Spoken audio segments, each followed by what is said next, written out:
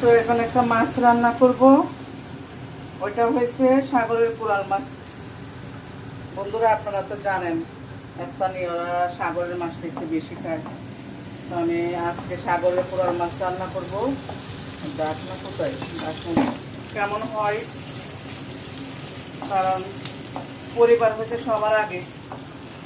আমার পরিবার, আমার ফ্যামিলির লোকেরা যদি ভালো থাকে, সুস্থ থাকে, তাতে আমি খুশি। ওইটা তো আমার একটা শখের বিষয়। আমি করতেছি এটা যে আমার করতে হবে এমন কিছু ইয়ে নাই যে করতেই হবে। আমার শখের বিষয় করছি, আমি একটু প্রেজেন্ট থাকি।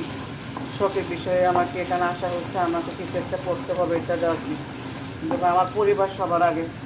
তো আল্লাহ সবাইকে ভালো করে দিছে, এটার জন্য আল্লাহর কাছে লাখ লাখ শুকরিয়া আদায় করি।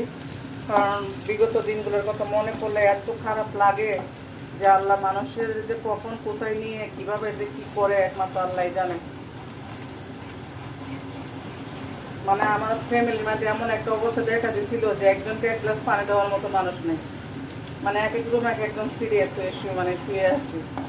কেউ 102, কেউ 103 ডিগ্রি জ্বর। আর বাইরের জ্বর যে কী খারাপ সেটা তো যার হয় সে ভালো করেই জানে। তো আমি বেশি কষ্ট পাইছি আমার ছেলেকে নিয়ে। যখন আমি মেডিকেলে ছিলাম তখন ওইখানে আমার গোসল ছিল না, আমি ভাত খাই নাই, আমি ঘুমাতে পারি নাই, ছেলের টেনশনে আমি একেবারে শেষ হয়ে গেছি। আমার এত ভয় লাগছে, সারাক্ষণ আমি আমার আল্লাহকে ডাকছি।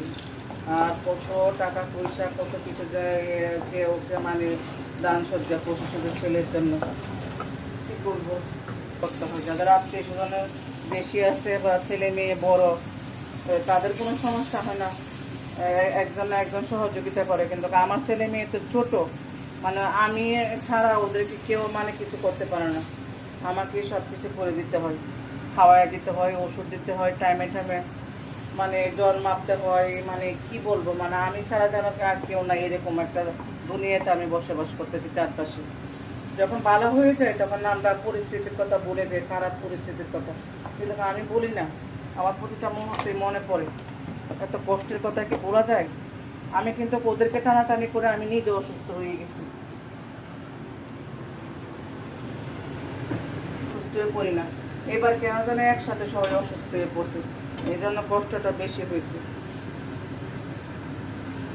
আর মেডিকেল থেকে এসে দেখি আমার ঘরের একেবারে আবার 12টা বাজায় আছে।